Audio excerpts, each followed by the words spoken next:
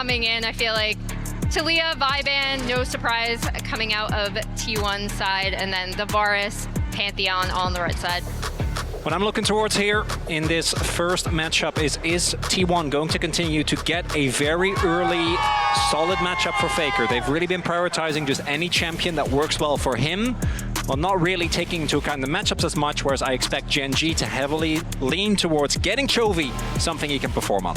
Because I think while while Faker overall has been looking a lot better on the international stage, the clutch that we kind of expect from him, you heard about it on the desk, still the laning phase has been a bit suspect. So see if that priority remains in place for T1, especially on the blue side. So here in game 1, and incredible signs Fans have gone so hard at this event. It's actually great.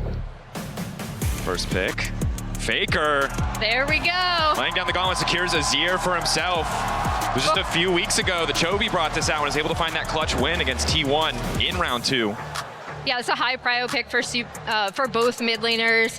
Prior to the cast, Kadril was asking me and Chronicler if the Azir would get through. It gets through on first pick blue side. And it is something that I think GENG most certainly saw coming. No brainer, and again, it does fall within that trend of T1. Just picking a champion for Faker, he's comfortable, and I think the Annie pick away also works the same way in that it allows GENG to deny that pick from T1 down the line. I wonder if the Wukong follow-up is going to be there as well. Obviously, blinding Wukong always feels rough, but we've seen that 1-2 be really, really strong. Another pick that you can go towards is the Poppy. We've seen it often compared with the Azir, either in jungle or in a bot lane because of the power of that wall slam. And Keen, they having absolutely stellar tournament so far, is going to get the Gwen here. In a unique situation where we see neither the Gwen or the Rumble banned in the first phase. An opportunity to play arguably the 2 strongest top laners on the patch. Now, T1 can take their time here. They don't necessarily need to immediately snap Rundle. It might not even be advisable, but Keen, this is kind of the champion on this patch. If you want to solo carry a game, Gwen is the champ to do it. Yeah, she just ends up taking over in team fights and also in side lanes. We have the Sejuani hover right now for Owner, and that's going to be locked in. Saw Inspired yesterday.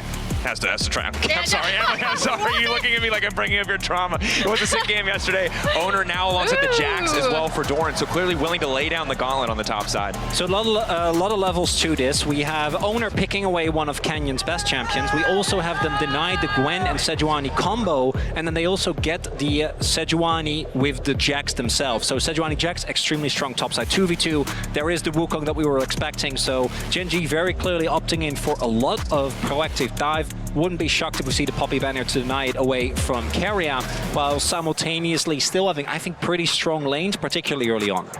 Yeah, I would like to see them take away the Poppy. The first pick they are going to take away is the Bard. We've had a lot of fun Bard performances. Those signs went super hard, by the way. Yeah, excellent stuff. Of course, Chovy, 10-3 career on the Annie. Wukong locked in, you mentioned it already. So taking away some of the counter picks for the bottom side of the map, the Bard and the Karma, I think a good read. Don't want to get too far pushed in here on the bottom side before you can really leverage the power of that Wukong-Annie combo. Lucian also taken away. Interesting situation where both sides have matched in phase 1. So phase 2, red side can have a lot of value for Duro. Of course, Keria, the guy we know for the crazy counter picks, and see if Duro has anything up his sleeve to show us here in game 1.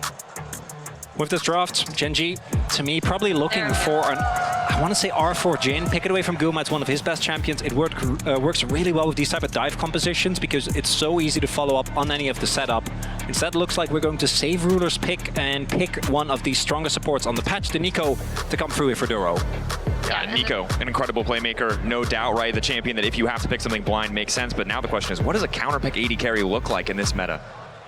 Yeah, we'll see. I'm really curious to see what Guma and Keria are going to lock in now. They do value Cryo in that lane so heavily, right? Which I think one of the reasons why the Karma might also have been taken away is you can pair the Ezreal with it, right? Have a super strong pushing lane. Xayah hover now, and that will be locked in for Gumayushi. And the Rakan. Okay. Crowd goes crazy. Yeah, coming out swinging, and right, it's no surprise. Keria, Guma, back-to-back. How many times have we seen this duo take over games, especially on this combo? and I'm sorry I got to mention it, to me, the play I will always remember is going back to 2023 playoffs when T1 started their run towards Worlds. Look. KT was there, unfortunately. Yeah. It was this 2v2 that started, I think, the ascent to greatness. We saw the Jin coming in, Mal. That is true. The Jin coming in for this comp, and like you... Going into game one. You all know how it goes. T1, Hana, duel, set.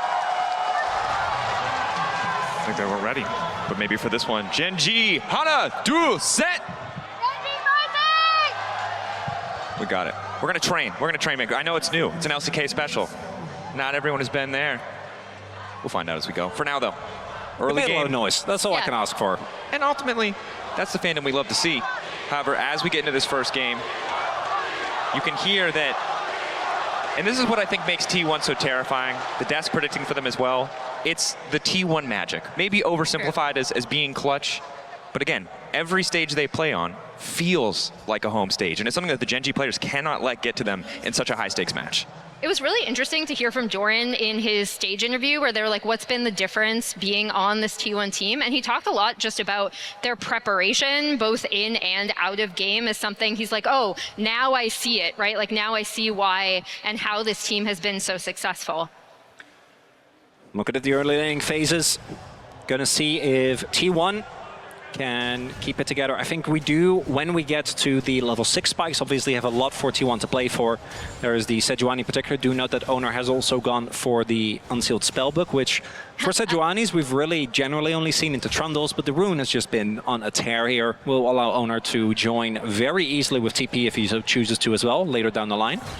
I love that the spell is back in particular for Keria, just because I feel like he's such a demon and he can be so creative with a lot of his spell choices that makes him an even more well-rounded threat all over the map. Yeah, the surprise exhaust or smite when you're suddenly getting contested by the Rakan, maybe not what you expect, but...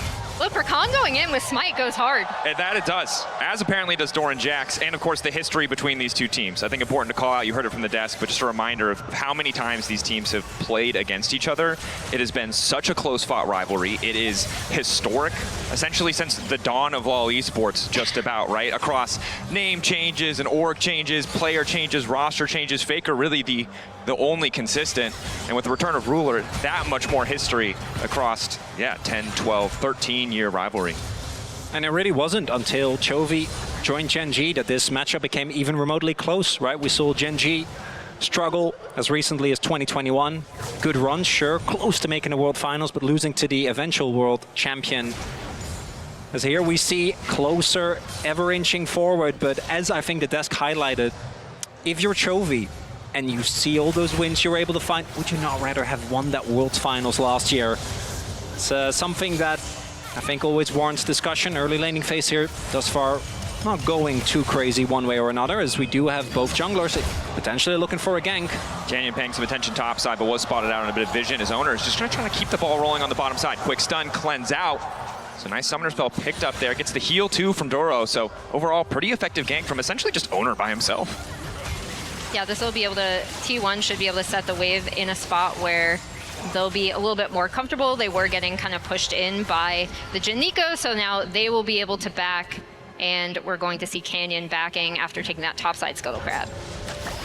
For me, this mid lane matchup, something that we're going to keep a very close eye on, because I don't think we've seen domestic Chovy yet. Last year, we saw him a lot during MSI, had a couple of extremely high-stakes, high-pressure games, even in the finals, was heavily targeted, didn't end up mattering. Had an incredible tournament. I don't really think we've seen that thus far.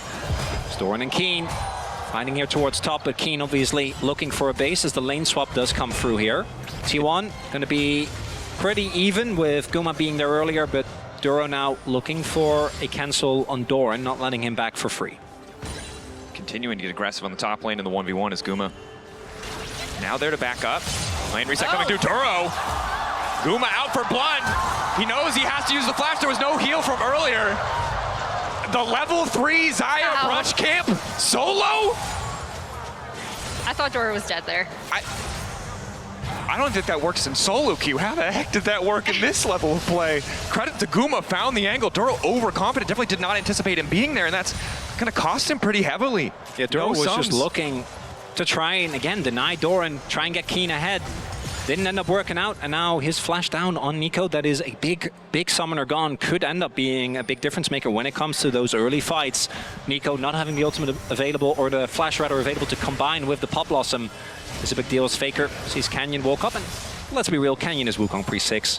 A little bit of damage would have been nice, but not even going to get that, as Faker just shrugs it off. The goal to walk up and look menacing, it would seem. Get a bit more space for Chovy to take over to 6 before he starts dropping bears in the mid lane just to get a little bit of prio. Although, I think when we were coming into this, we're like, oh gosh, Chovy versus Faker, all-time greats. I think this early lane matchup, probably not where we're going to see that spice. I think we might have to wait another 10 or so minutes. No, we have a Sejuani and a Wukong. Look, the Wukong is like halfway to 6. But as Doran pushes up on this bot side, this prio is actually going to give Owner free license to grab that first Drake for T1. And I actually want to talk about T1's Drake priority a bit, because last year at Worlds when these two teams faced, I thought T1 was the best at using grubs, right? And that evolved throughout that tournament. At this tournament, they've been super high prio on Drakes, and first Drake in particular. They actually broke BLG's kind of first Drake take percentage in their 3-0 stomp of BLG. So this is something that T1 have been prioritizing really heavily, and it's worked out super well. And a lot of this goes back to Doro getting caught, because he had to give up his sums, which means that Ruler just had to stay underneath his turret, catch the wave. Because he was catching the wave, T1 actually had the ability to swap, which they didn't end up doing. Guma ended up going back to lane, but they could still only respond, which meant that there was nothing really to pressure T1 near that bot side. Scheme just had to watch Doran push in, get the Drake be taken as Chovy. Just, let that bear go. Getting some harass down. Trying to get prio in the lane, no surprise. Of course, recurve bow back for Faker alongside the Amp Tome means he's not going to be able to do much to trade against that burst damage quite yet. And we see these lane assignments coming through with not Chovy, oh my gosh, I'm getting trolled by Nico again. The bot lane going up into Doran, and then T1's bot lane going up against Keen, so trying to kind of keep both of these top laners at bay. We haven't seen this as much in a lot of our swaps. Usually teams kind of match the swap, but I think with what happened earlier. Doran putting down a lot of pressure, knowing that Nico's only level 4 isn't too concerning, but the Jhin is level 6, Doran. Third shot, fourth, wait, okay. Doran stone cold, had to use the ward hop, but manages to make it out. Yeah, entirety of the play, vintage Doran goes in when he probably shouldn't, goes low, doesn't even need to flash, ends up just able to dodge, Ruler not hitting that final shot, and that means that the attempted play from Gen G gonna fizzle out for now. Gen G has been able to build a big lead in the mid lane here though, with Faker having to respect the pressure that has come through, as that's the real Canyon. Canyon forced to flash away, stun landing, immediate follow coming up from Keria. Owner and Keria working together beautifully. Canyon might just cut down by base damage. Faker now trying to follow, but they don't quite have enough burst.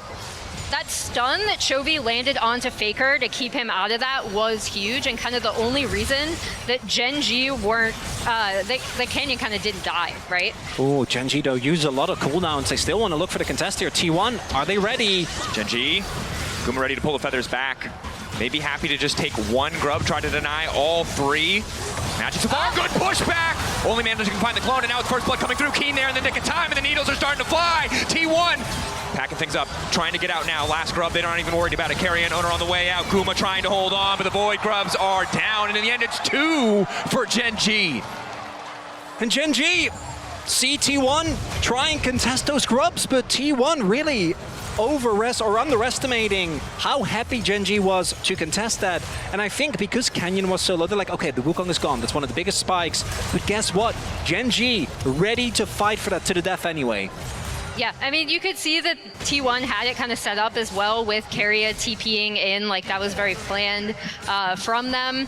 As we see the setup on this again, T1 and Guma, and here comes the Keria TP. Faker is coming out, and Guma does miss the ult, which also ends up being pretty important. And I think Guma felt pressure to ult because there is a Annie right next to him. So if he gets hit by a Q, he just ends up dying.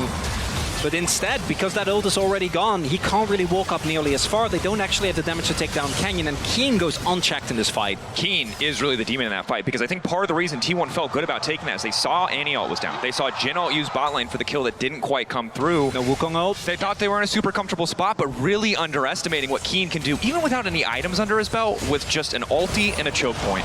But now, stun on Faker, a bit of a moment of discoordination as Faker flashes away. Not going to get the last shot as Carrier saves his mid laner, will not give Ruler the 4th bullet. Still big window for Gen G. They get Faker's flash. They get tempo on the map. Might be looking towards setting up for this Drake in 30 seconds. And I think the scary thing here is we've seen T1 prioritize Drakes, as you mentioned, Emily, and so often it's worked out. But often Gen G with the gold lead is a more terrifying threat, though. Keen now locked up, cut down on the way out, and the TP's too late. Chovy found a little bit of CC. Maybe he can burn down Owner, but they want to turn this one back. 3 looking for the 4 stack, but instead, Chovy finds a kill in return. Jovi's able to get the return kill, but there you see, up. Stun, flash, okay! It's probably about time to mention that Jax is one of Doran's best champions, maybe.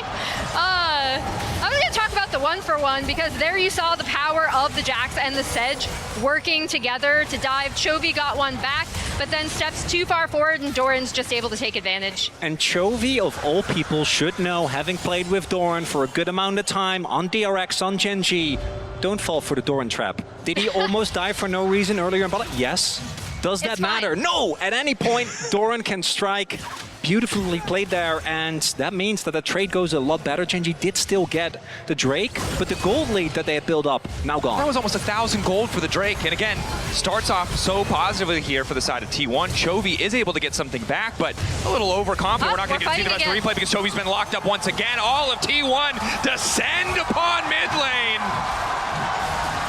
This is what happens if you don't have your flash. If you are an immobile carry into Azir, there's a reason why this champion has been at the forefront of the meta for what feels like the beginning of League. And this T1 team in particular is so aggressive with punishing mistakes like that, or not even mistakes, but just punishing sums, forcing you to make some sort of decision on the map that leaves them in an advantage. We saw these kind of minor moves when Gen G and T1 faced each other last, again, specifically in that game 1 when T1 were in such a winning position. So yeah, they're punching back really well. Oh, Doran, he goes in. Needlework used. Duro on the way. Doran counter trying to get a bit of damage back, but he should just fall here. Should be an easy kill pickup. Starting to retreat now. Will finally get cut down through the ultimate. A nice side lane pick for Gen G, and there's not really a counterpunch for T1. Really big deal. Doran striking with overconfidence. He is his Triforce. Keen doesn't even have a first item finished, so wants to try and push as hard as possible. Duro finds a nice punish. Yeah, and this should set up Keen to be able to back and buy, so he should be in a much better position in those side lanes as well. Faker walking up. Yep. Not afraid to contest here, but again, it's just, yeah. The item completion, Nashor's Tooth, able to just win on these trades so effortlessly. Yeah, there's some Merc treads there for Chovy, but it's not for Faker. That's for the rest of the team. Chovy also going for a much more utility-based build, so Phase Rush obviously makes sense into the amount of short-range threats that are there on T1. And then going for the Rod of Ages, those builds have felt pretty lackluster. I do think this is one of the few compositions where it actually makes sense, right? Because if you look at what Gen G have, both in jungle and in top, and even in support, they have so much damage available that going for a more utility-based build, I think makes some sense. But it does mean that the rest of the team will need to do some more heavy lifting, as Chovy is going to be, with the Malignants now finished, going towards a more utility-based role. That's where the setup in these team fights is going to be huge, right? And that's also where I'm looking at Chovy, because that survivability does allow him to just continuously rotate and land stuns to set up for this Gwen, the Wukong, the Nico, the Jin. Keen, forced to flash.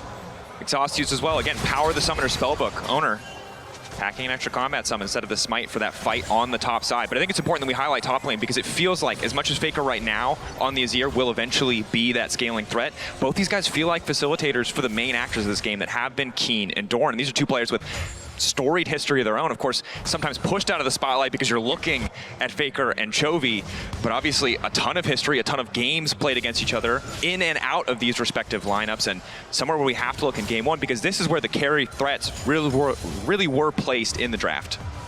not only the carry threats, but again, it's going to be who is able to set up in a side lane for their team to be able to cross map and be able to set the map in a way where it forces the other team to respond to them. And as we saw that graphic, a lot of that will be for Keen, obviously, in the last couple of years. Yeah. Ever since he joined KT and then GenG afterwards, actually having a lot more domestic success than he did before. Winning his first title on this organization as well. And we might have a Herald fight on our hands. Looking at the summoners available, it's only Keen that doesn't have his. Everyone else has theirs, and T1 looking for a quick pick off onto Chovy here. T1 seemingly willing to concede this Herald to get this pick on side lane. Chovy maybe feels like he's secure because he knows that objective would normally be the priority, but he's going to find out very quickly that he's not alone. How is he going to try to outplay this one? Baron to lock up Faker, try to mitigate some of that damage, but there's just nowhere you could go! The Annie does not have the tools to escape! Does the three-man dive, works out for T1. And that's first turret to T1, as GenG will be able to take down this Herald, as that should give them feats, yeah. But it's T1 getting that bot tier 1. Doran might be in some trouble. Doran locked up here, Counter-Strike, mitigating some of that damage. They don't really have enough to push further, but now it's the TP topside from Faker. He has Flash, he has ulti. Probably just needs to glide out, Canyon. Ooh. And we've seen the exact play happen with Faker about 1 million times. It's never actually a pick.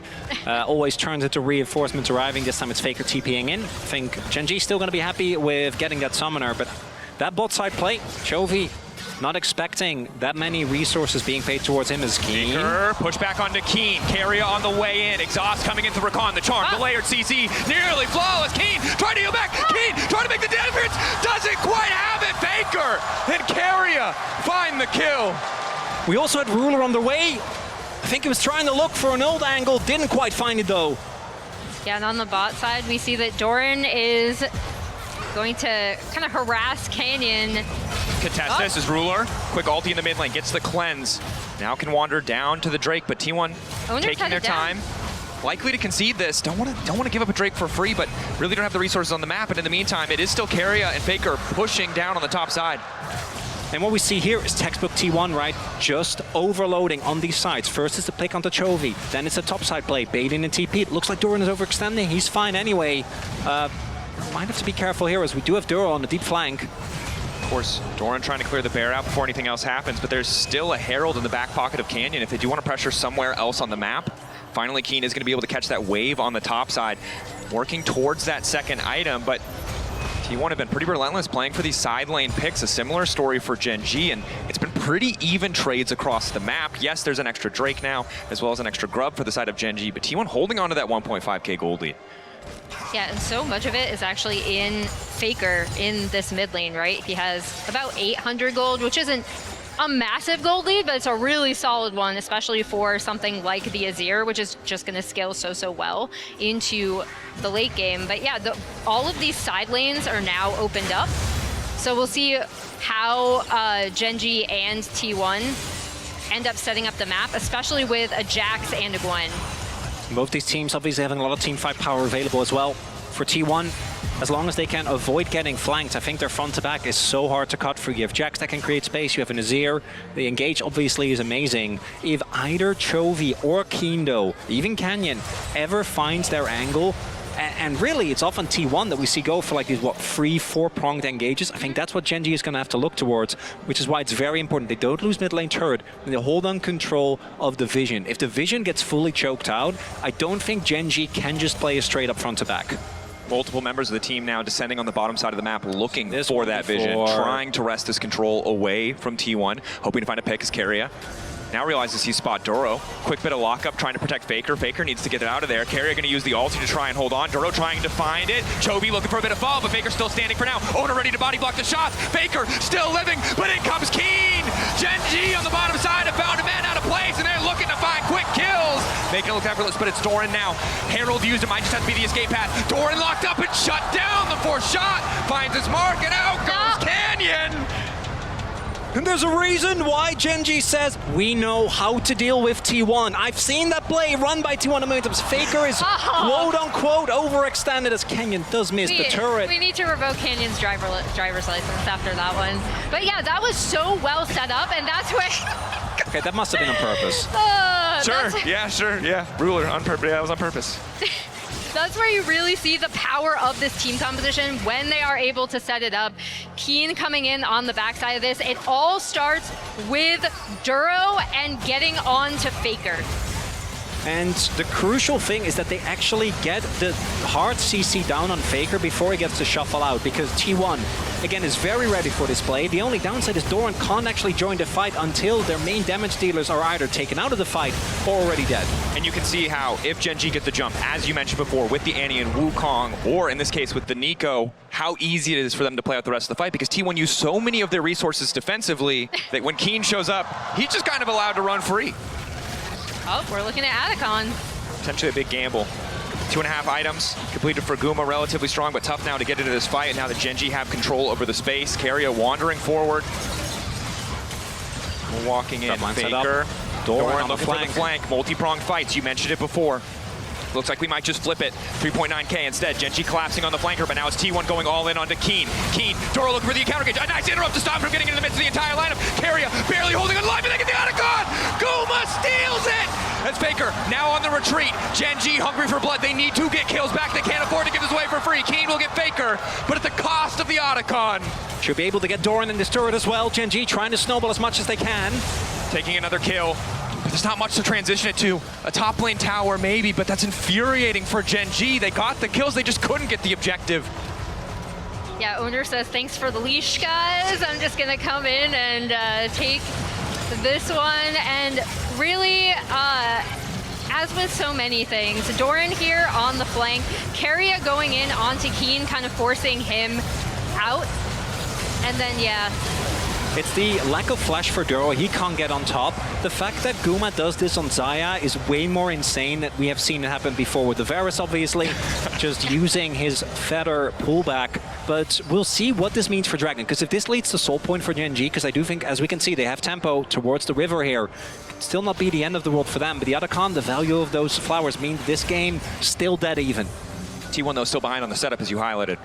That's what it might mean, conceding the Drake unless they want to risk the fight walking into Fog of War. Faker would much prefer to have that set up first. You can see Owner not afraid to eat a bit of damage as Canyon goes forward, but Owner, quick interrupt on the Arctic Assault, may just give his life. The burst from Gen G is too much.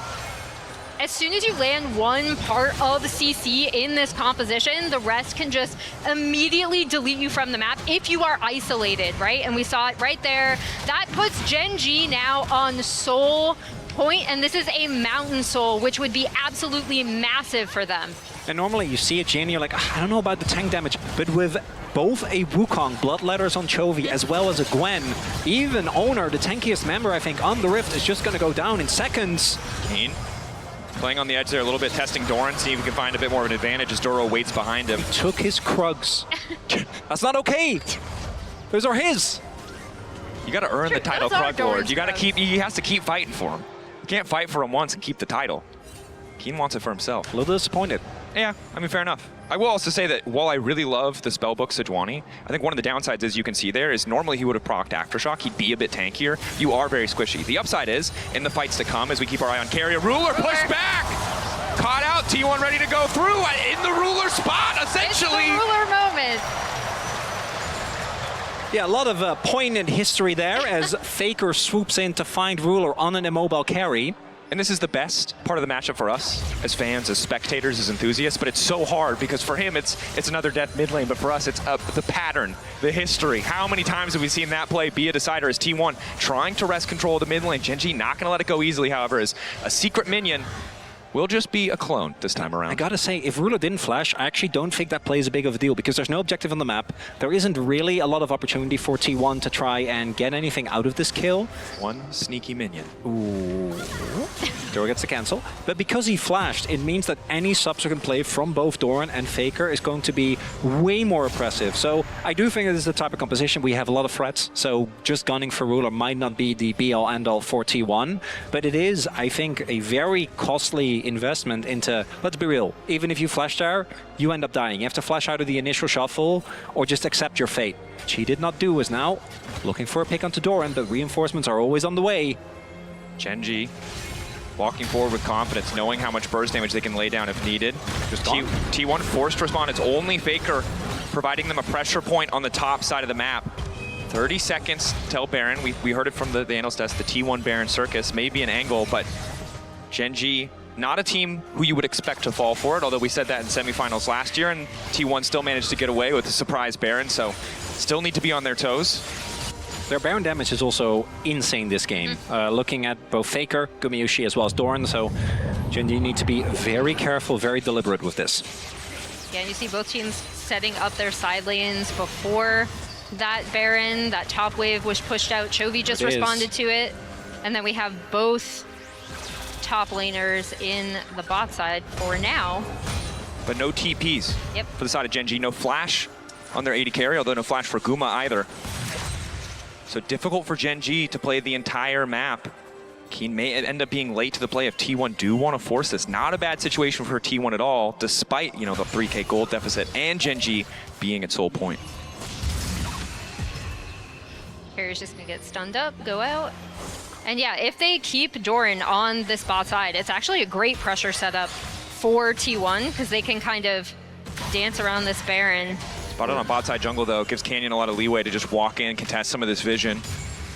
Some of the deep ward around Drake from earlier is paying off. When highlight item finishes, Gumayushi has his Infinity Edge done. Faker approaching third item. 2 items basically done across the board here. Ruler getting close to his IE as well. It's going to be a big spike for him, but obviously as long as that flash isn't available, he needs to be very careful about how far he walks up. As we have now a stalemate. And GenG, because they have Soul Point, they could also just trade Soul for Nash. I think that's a great trade. I think getting Mountain Soul is so insanely powerful when you have the ability to just dive into the enemy backline with reckless abandon. Especially against this composition too, right? Because this team really wants these kind of longer, sustained front-to-back team fights. Mountain Soul helps GenG's composition deal with that so much better. Definitely a strong point. Ruler tries to find a route. T1 looking to get aggressive as Carrier manages to catch out Chovy. Quick 1-2 punch. Chovy flashing, gets the bear down. Sprinting as fast as a little leg to go, but it's Owner to finish the job. Now Keen looking to follow up. Dora looking to find a 3-man knockup. And in goes the Gwen trying to snip way through the T1 mid laner. Carrier catching, trying to defend. It's just not enough. They're too powerful. Doran though, looking to take down Ruler. He knows he has no flash. He wants desperately to finish the job. They're too forward. The leap strike. Doro can't find the route. It's a mess across the fight, but it looks like Keen should just be able to chase this one down. Doran take his time, ward over the wall, quick hop to safety. Multiple members lost on both sides. 2 down for the side of GenG, 3 down for the side of T1. Guma needs to make the difference. 3 items on this carry, but it's Duro and Canyon on the chase. Feathers go up, they'll pull back, he can't find the angle, and down goes Guma. And Chovy survives for just a second longer, meaning that Duro can find a beautiful counter engage, which sets up for Keen. Allows GenG to still find these big fight wins. Look at the Drake timer. T1 tried to go for the big fight there, just wanting to blow up Chovy, who doesn't have a defensive item, but it ended up failing and backfiring. And now instead of being able to leverage that Baron, right? GenG, well, are we contesting? Oh, okay, they are going for the Baron, which is smart. Sometimes you need the circus. GenG, though, appear to be ready for this one as Faker's just waiting over the wall. This is the power of Azir. Let's go. This mid laner can shred through the objective. T1, I think they believe that they're unspotted, but Doro's on the way in, so they'll know they're in trouble now. Oh, Canyon's here. Willing to flip it, willing to bet it. Canyon stepping up, T1 now retreating. Is this just going to be a massive leash? GenG, they found Faker. No reason to take the risk, and now it's Faker who has been caught out, wants to slide back, but there's Ruler waiting, looking for the finish, the kill. Faker gonna go down. T1 over eager, too comfortable in the idea that GenG would be fully committed to that Drake. And this is why GenG have been T1's nightmare domestically. They know these teams so well. They read the play like a book. Go towards the dragon. Know that T1 is going to look for a heavy play towards Nash. End up getting off. T1 might just try again, but this time I don't think they're going to be able to do anything. Yeah, without the Azir damage, this Baron looks a lot different. Carrier has Smite and is waiting around the pit. Oh. He's 3K, he's wandering in, he's looking for the Miracle Steal. Junglers are hating some of their spellbook right now, but GenG have the discipline. They don't knock it low, they don't risk the 50-50, they zone off Carrier, and they get the soul for themselves. Yeah, that's Mountain Soul to GenG, that's absolutely huge. I will reiterate, I love seeing Carrier with unsealed spellbook. It's so unhinged. You know he's looking for that Smite steal. And when do you need to be ready for the Rakan to come check you? Exactly. Because normally you'd put one person there and be happy. Luckily, as Mal mentioned before, GenG are ready for this kind of play. Didn't feel like they were here, but in the extended fight, it does look good in this priceless moment of the game. as Chovy ends up getting caught here. Very nice pick, but then this Freeman ultimate plus the damage from Keen means that even though Faker can delay for a little bit longer, Kenyon gets on the back line, and if it is on the front to back, it's a messy fight. GENG can run amok. Yeah, and Guma was not able to get into that, as well as when Doran tried to jump onto Ruler, right? You saw them kind of all pivot onto him, and yeah, this is looking like a really nice setup for GENG now. They should be able to clear out vision. Ooh, that's an aura exhaust right there. Once normal Walk it off, back. Canyon. Wait, it Caught worked! out briefly. No, Mao, it did not work. He fell for it. A little bit of bait. Oh. Now the retreat will be fine. Body block there. Makes it look easy as the ulti is going to be used by Owner. Major tool now missing. Are you saying you didn't feel the aura from that? I do. Obviously, I feel the aura, but I'm assuming, I assume that they have a different relationship. Well, clearly, you know? Owner thought it did as well, because he went for the ult on the clone. Which, as far as Sejuani angles go, trying to play into both Wukong and Nico clone, not a great time. Definitely not. And the thing I want to call back to is that previous fight. You brought it up. Guma wasn't in position. This is the big thing. We favored T1 in extended fight, but that hinges on one of these two carries able to freely auto-attack. Neither were able to do that in the previous fight. And with Mountain Soul, the Wukong sustained in these scrappy exchanges, it can be really tricky for T1 if they don't get that front to back. It's also, if you kill Chovy, that alone is not enough. If you kill Ruler, that alone is not enough. This isn't the type of combo where you can take out one member and then play off that. You need to actually be able to get good fight angles and make sure that both Faker and Guma can do damage in these extended fights. Another thing to point out, Keen is going to have his Zhonya's as well, so that just makes his flanks so much more powerful when GENG are able to set up these team fights how they want. Definitely can be tricky. Bit of poke coming out from the side of GENG. There's a Seekers for Doran trying to match what he can, as well as the QSS for Gumayushi to stop some of that upfront CC coming from Doro or from Chovy. But GENG, 4K gold lead, 5K gold lead, Soul. This is their comfort position. This is a team that knows how to choke teams out, regardless of if it's T1 or anyone else, and T1 need to find a way to break this. Or you know T1 are going to go for a Hail Mary, and one way or another. There is the arm guard for Doran. There's QSS even here for Guma in case that somehow Chovy finds him with the Annie. But GENG, I don't think they feel too pressured. They're probably just going to keep setting up these vision traps and keep fishing for picks like this. And the CC, Doran backs away. Just continue to scout out with the vision as well, and this is where the Nico is especially frustrating when the enemy team already has position on the objective and they can just use that Nico clone as a bit of extra deep vision to fish for these angles. And now there's a bear also wandering into the jungle just to make sure that T1 really have nowhere that is comfortable as Keria will be forced to back off. Also, look at how GENG have set the map, right? We have these side lanes getting pushed in where T1 have to respond to that with sending Faker and Doran to go catch them. Clinical League of Legends. Looking for those incremental advantages. Next time they get a setup, it might be a TP. It might be a flash forced out of a single member, and that might be all it takes for GENG to have the confidence to pull the trigger on the objective. But T1, not a team that's afraid to sack a wave here or there to force, to take a risk. Also, Duro, Frozen Heart now finished into the amount of auto-attackers on the enemy team. Actually going to get a crazy amount of value from that item. Doran, Faker, Guma, all going to be a little annoyed by that item existing. And I think GENG is going to keep playing it slow and steady. Catch the side waves, push it out, and then look for someone on T1 to walk in. Now, I don't think T1 are actually going to think that GENG is really doing it, because GENG aren't necessarily as crazy when it comes to these Barons, which is why we've seen the game kind of stall out. I think GENG keep waiting for someone on T1 to walk in or make a positioning error, but I think they're going to have to do more. They're going to have to actually start up this Nash. As I say that, though, Doran taking a lot of poke. That might be the starting sign. Taking another chunk. Doesn't have any natural sustain in the kit outside of when he's in combat from the Sundered Sky, excuse me, as he's closer now to the full hourglass. And GENG going to start the objective. Feel like they have good position. TP coming in from Doran, and GENG looks like they're going to immediately back off instead. Happy to play for the pick. And again, it's just death by 1,000 cuts. They got what they came for. T1 thought it was Baron, but they were just happy with the TP. Start it again. TP used. All sums basically available here. GENG. Chovy, CC onto Doran, instant combo. There's nothing he can do about it, but he goes golden. He buys an extra moment, and it's Guma and Faker on the backline for now, uncontested, trying to fire back. But the objective in the sights of GENG, keeping the pressure there. There he has Smite. And he does. As does Owner, and they're trying to lock him out of the pit. Canyon, nice backstep with the clone. The chunks onto both clones, massive, but not the real champions. GenG poking. Using the mountain shield. Yeah. Just waiting for it to regen. Chovy on the flank.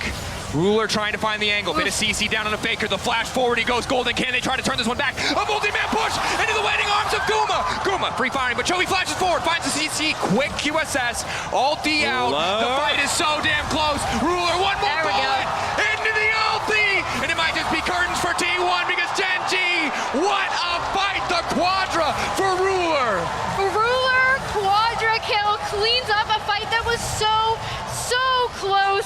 At Baron, they'll be able to take down this mid-tier 2, and I think they might try to push to end here. Lore accurate Jin right there. Ruler with the Quadra. Look at that damage. This man was one of the weak spots on this team coming into MSI. He was the one, together with Duro, that was most criticized, but his Jin performance this tournament has been insane. Incredible stuff from GenG. They got the advantage. They gave T1 no quarter, no angle, no way of attack back into that one as they take game.